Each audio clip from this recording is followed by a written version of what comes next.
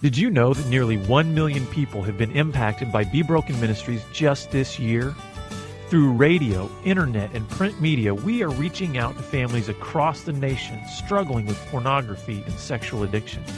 Hi, I'm Jonathan Daugherty, founder of Be Broken, and every day we are grateful for the opportunities to provide hope and healing to thousands of individuals and families.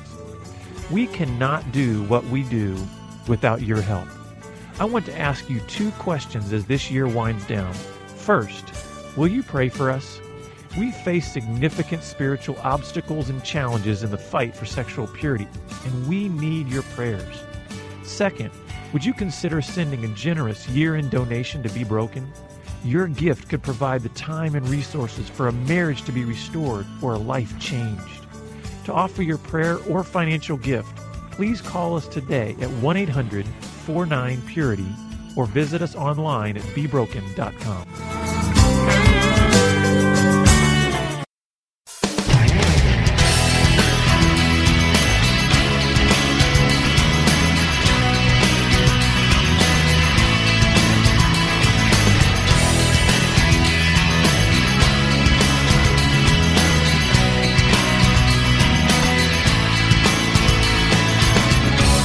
Welcome to Pure Sex Radio, training men, educating women.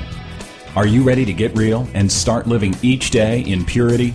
This dynamic program is designed to educate, encourage, and equip listeners with the tools necessary for living a life of sexual purity. Pure Sex Radio brings you the best in mobile talk radio. Listen to real-life struggles, learn how to overcome lust, pornography, and sex addiction, and get serious about purity. Your hosts for Pure Sex Radio are Jonathan Daugherty and Stephen Cervantes. Jonathan is the director of Be Broken Ministries and founder of the Gateway to Freedom Workshop for Men. Stephen is the founder of the Hope Counseling Center. Visit us online at puresexradio.com. And now, please welcome Jonathan and Stephen on Pure Sex Radio.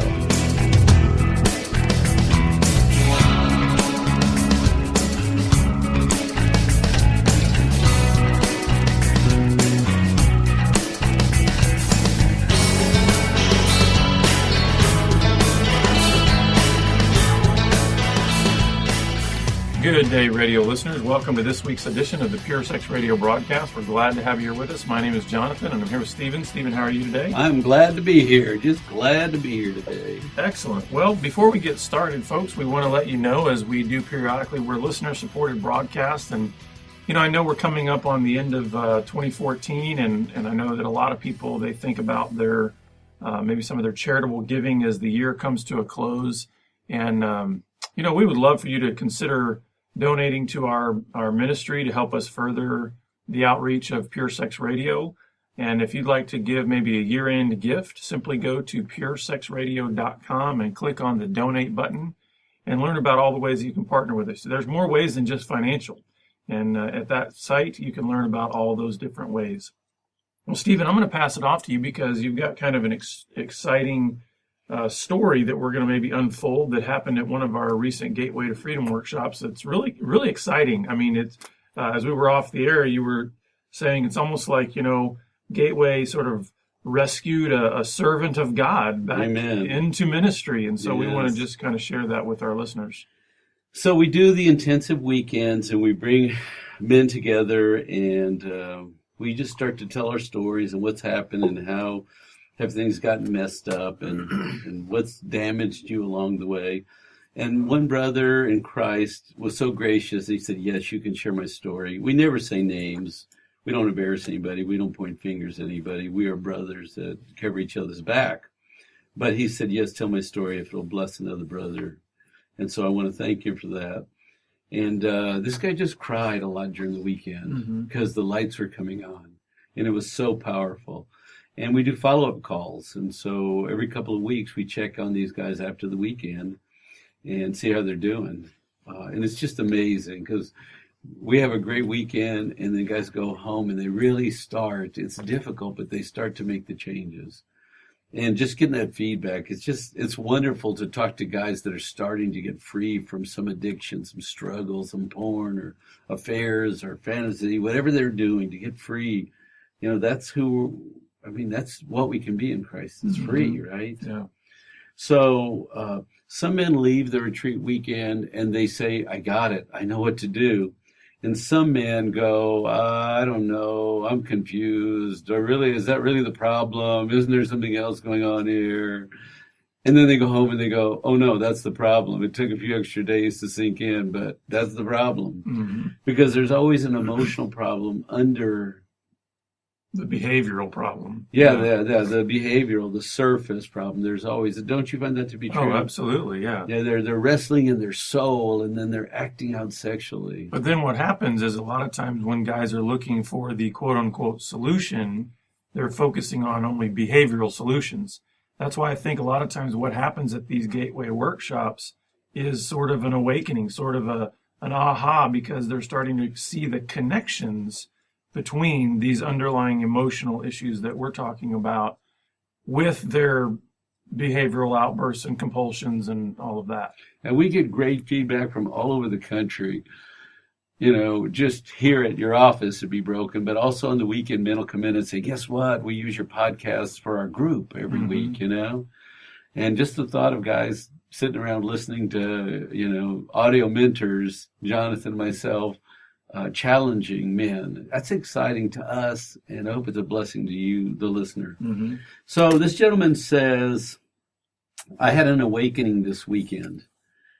Something deep in my being woke up that had been asleep and at work and sort of under the table and unknown to me.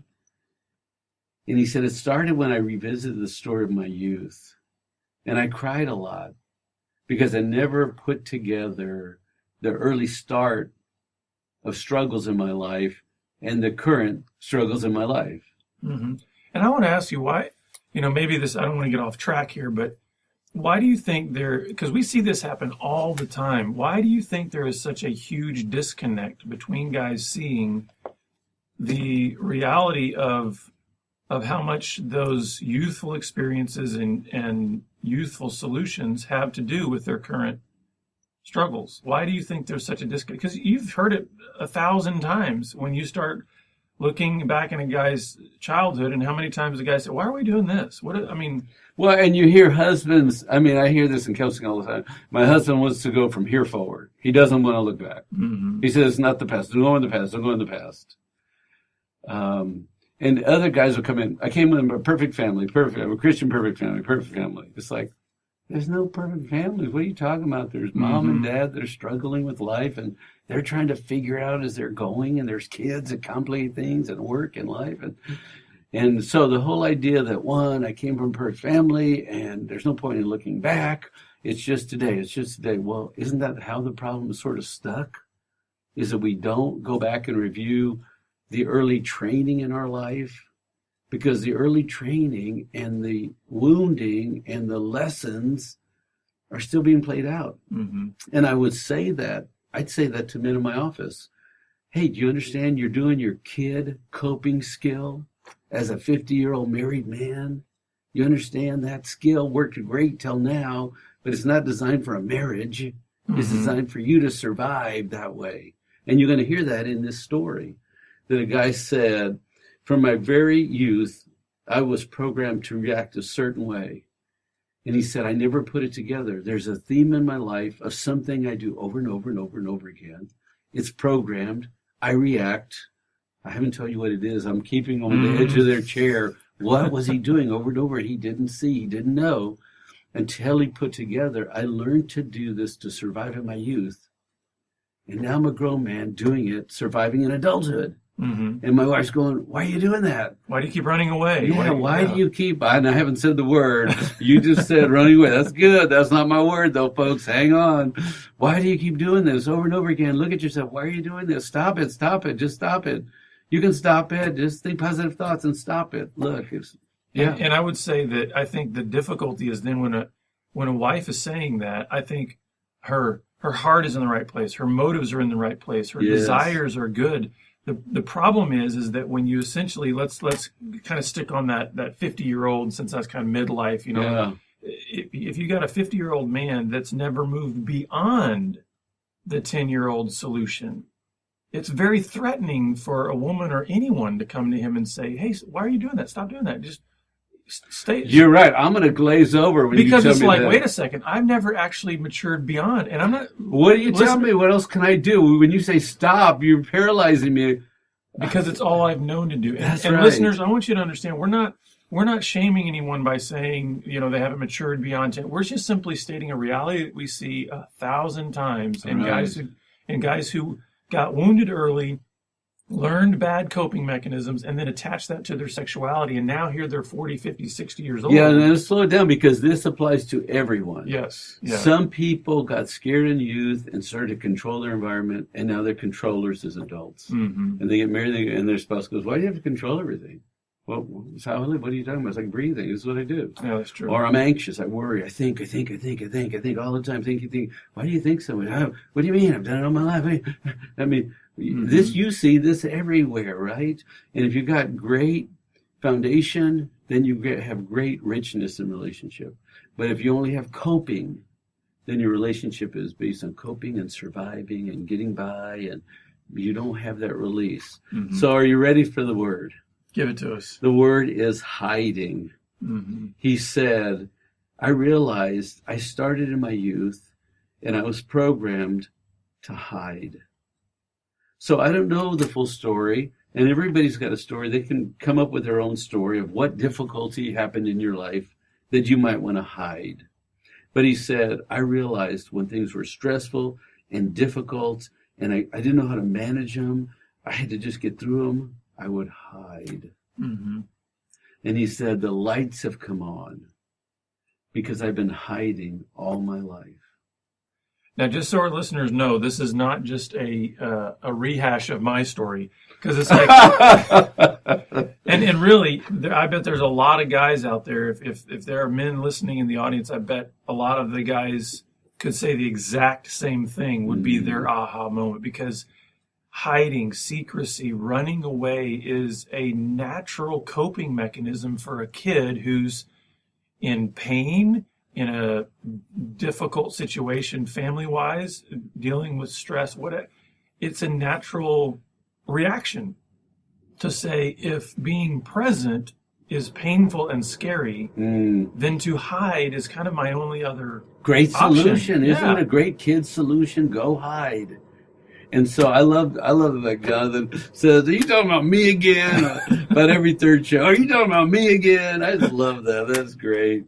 So he said, hiding became my best skill. Mm-hmm. If life was stressful, I would hide. And he said, and then along the journey, I found porn. So think about this.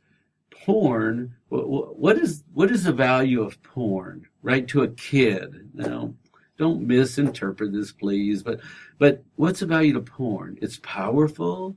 It's sort of relational. It's biological. It's stimulating. So I could have a life that I could control with porn, but in real life I had to hide. Mm-hmm. And I think probably even the baseline prior to porn, and one of the reasons that maybe porn gets introduced in a story like this, is because what is a child probably going to do if they are hiding from pain? They're probably going to go to a place in their mind. So don't even go to porn just yet. Imagine this little 7-year-old kid going into his closet in the dark, hiding.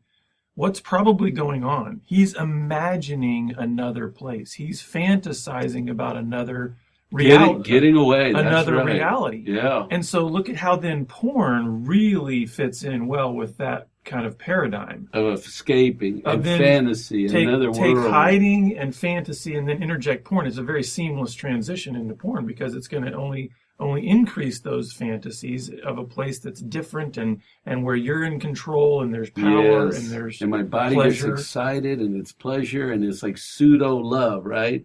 So what do you if you're hiding, you almost have to have substitute, filler material. Because right, you're right. You don't want to hide and think nothing, or you don't want to hide and think pain and suffering. You want to hide and escape into a better world. Mm-hmm. Introduce porn. In the beginning, it's just naked beauty. It's innocent. It's discovery as a child. waking up sexuality. There's nothing wrong with learning about your sexuality, but creating fantasy and building a world, that's different, right? Mm-hmm. So he said, I've been thinking about my life, and if hiding is the solution, and stress and being overwhelmed invites me to go hide. See, when would I hide? Work causes me stress. Home causes me stress. Marriage causes me stress. Children cause me stress. Growing up is stressful. There's a lot of great triggers that invite him to go hide. Yeah, and I think that's where, man, that's where these guys start thinking it's only the behavioral connection, right? They think this happens, and they're looking at probably what is happening. A boss is yelling at me, or children are crying or screaming, or life has got demands. He's seeing it probably still from a behavioral level, which connects to even his childhood level was, hey, I'd see mom and dad yell at each other. I would see, dad kick the cat. I'd see, brothers and sisters, arguing with mom and dad.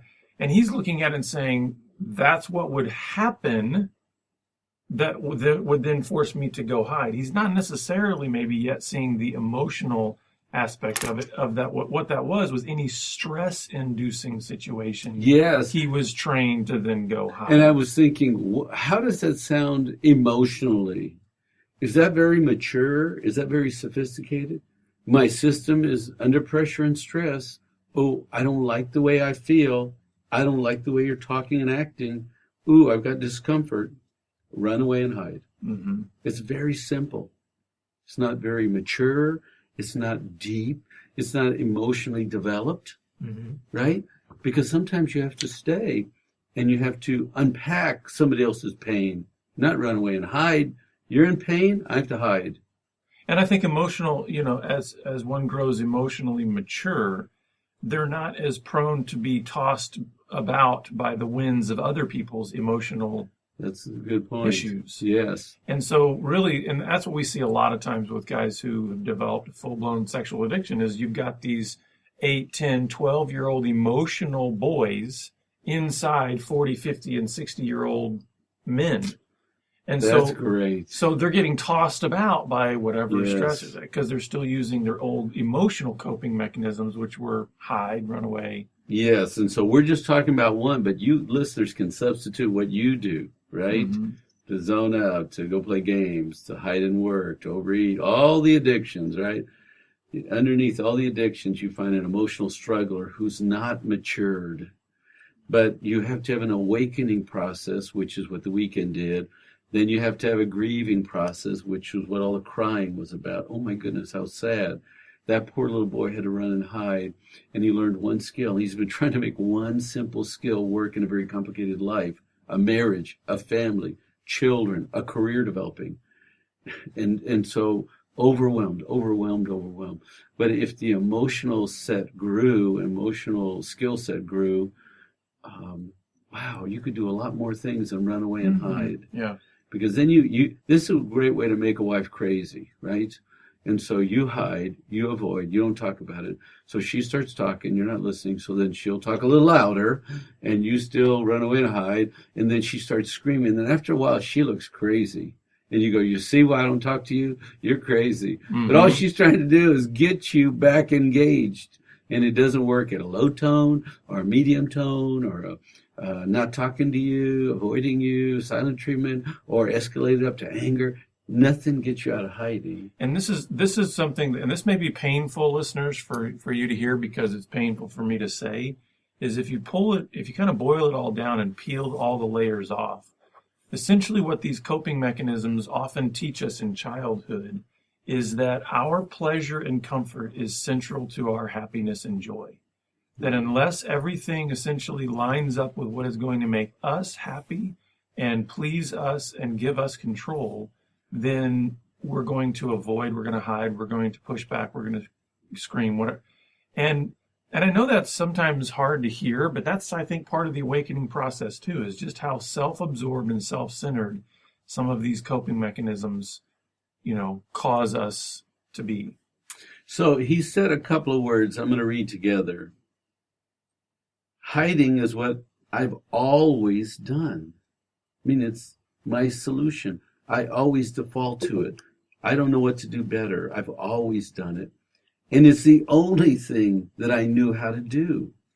I had one solution that I kept using over and over again, and it was automatic, and it was first. And yes, it's simple, but it's what I knew. And it was, when it comes down to it, it was a way of coping. It was a child's way of coping that lasted way too long. And I've been coping, and it's easy for me to do that. It's automatic for me to do that. But it's survival for me to do that.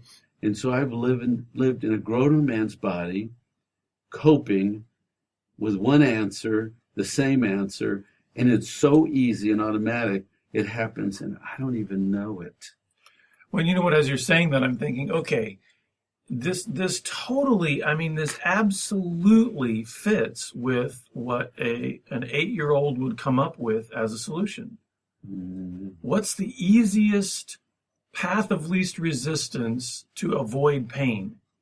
And the thing is, once he finds it, singular, why has he got to go to anything else? I mean, that's his, and so what ends up happening is you get locked into what I've always done, the only thing about it's like, and so that's how we can know when we're emotionally stunted, is if we have only one emotional response to every situation in life. And this is why, Stephen, you know, I'm starting to make a connection here that you know, we've connected in many other ways with guys who develop sexual addictions, but I'm starting to see it maybe as kind of part of what we're talking about here. Have you ever noticed that 100% of the guys who develop a sexual addiction have some sort of underlying anger issues? Okay, yeah. I'm wondering, you know, we're talking about a guy finding his only response, right? Hiding. That was his only thing. Well, I'm wondering sometimes if then that's why we typically only have one kind of go-to emotional response to any of life situations. Yes. Did your child do something? You get angry. Did your wife do something? You get angry. Did your boss do something? You get angry. Yes, and we could substitute. This guy said, I'm interpreting here, I'm not an angry person. I'm an avoider, and I hide. Now, if I'm boxed in, then I'm going to use anger. You're right. I'm going to use that one emotion. But an angry person will have picked it up early and would have gotten loud and out of control and scary and intimidating. And the same thing, you could take out hiding and you could put in anger, right? It always works. It always delivers. I always win. I throw a bigger fit. Angry people get what they want, right? So that's right. And I think it's a kid's found some behavior. And I think the key word here that jumps out to me is when he says it was easy to do. It's an easy solution. Even in adulthood, right? It's so easy. It's easy in the sense that I'm moving away. I'm running away. I'm getting out. Yes. And it's easy, but then here's what ends up happening is at some point in your life, and I think this is the awakening he's having, is that easy doesn't always deliver what your soul needs.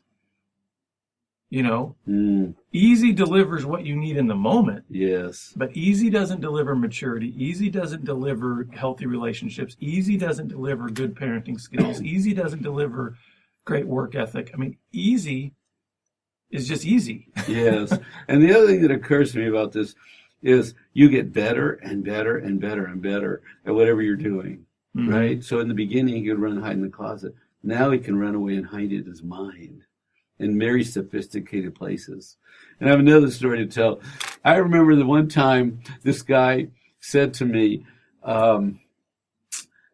I get lost in my computer a lot, and I realize that's wrong. So I decided one day, it's a problem, I can't do it anymore. And he said, I decided to walk down the stairs because my computer was upstairs. So I made a commitment to not get lost. So I came downstairs and I stood at the bottom of the staircase and I waited. And I waited for someone to tell me what to do. Because I wanted to do what I knew to do that was easy, that was coping, And I came downstairs and nobody told me what to do. Isn't that a great story? It's like the kid coming out. Well, what I've been doing this over and over and over again. Well, what was I supposed to be doing? What is there to do? How do I figure out what's not hiding? What is connecting? I've come downstairs and I said, hey, world, here I am. Then I said, oh no, what do I do? Right. Isn't that great? So I just love that, because after this awakening, you have to go home and figure out, well, what I've just come out of. My only solution can't be used. My best solution, my always solution. Oh my goodness, what am I going to do? How do I start the journey? So we have I don't know. Let's just move through. You think we can? Let's just keep moving. I don't know if this is going to take 2 podcasts or 1, but let's just sort of go as far as we can on this, because the next point he made was, I realized I have failed myself. I failed to grow myself. I failed to be honest with myself. I failed to look at myself. I just did the easy, repetitive thing, and I never stopped and said, "Hey, is this working? Or how's that working for you? Or did you get where you wanted to go? And did you build what you needed in life?" Oh my goodness, I failed me, and God designed me for so much more. I failed my God.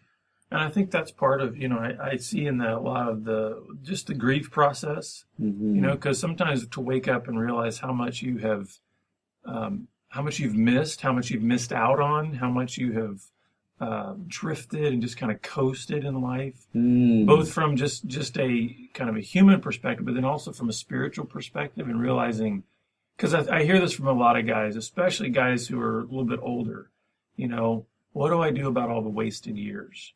Right. All the years when I was spinning all of these lies and doing all this secrecy and hiding and all. And guys will say that I've wasted 20 years, 30 years, right? But I think part of that awakening and kind of growing up, maturing, is grieving. Yes. And being reminded that we serve a God who says he can restore the years that the locusts have eaten. That's right.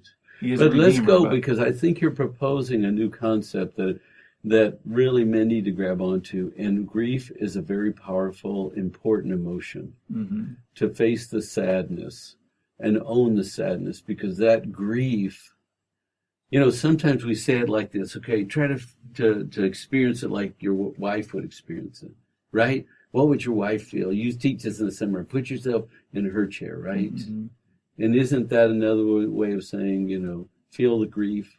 The sadness. And what I would say too, that here, if there are wives listening, so many times in a marriage that's going through this, it feels very much like the husband and the wife are on completely different pages. Like, man, she's got this, she's been betrayed, she's got all this pain, she's got all this hurt, and she needs to go through a grief process, which is true. Right. But many times, a wife can look across at her husband and say, he has a major problem and he needs to just get fixed. Right. Not understanding that he too, if he's going to grow and heal and get better, has to go through a grief process. Grieving what he's lost, grieving what he's not done. So that's really important. Yeah. So I appreciate you bringing up this grief comment, because when he said, I fail myself and I fail my God, that part of the awakening means really you have to embrace your feelings and your emotions and the wholeness of who you are, right? Because if you've only done one thing over and over again, right, then you've avoided feeling. And maybe some of the first feelings you experience. Do you think that's true? Yeah. When a guy wakes up and realizes he's been on the wrong path, developing the wrong program, and he's wasted 10, 15, 20, pick a number, years. Grief is very appropriate. And listeners, I hate to do this to you, but we're actually out of time, so it looks like we are going to have to roll this into a segment, because there's a lot of good stuff that we still want to get to about this awakening. So please come back next week, and we will pick up where we left off and continue with this issue of awakening that this man had. We hope you've been encouraged. If you are kind of going through your own awakening and would like some further help in your recovery, please contact us. We would love to help you in your journey. We'll see you back here again next week on the Pure Sex Radio broadcast. Pure Sex Radio is paid for by Be Broken Ministries. Visit us online at puresexradio.com.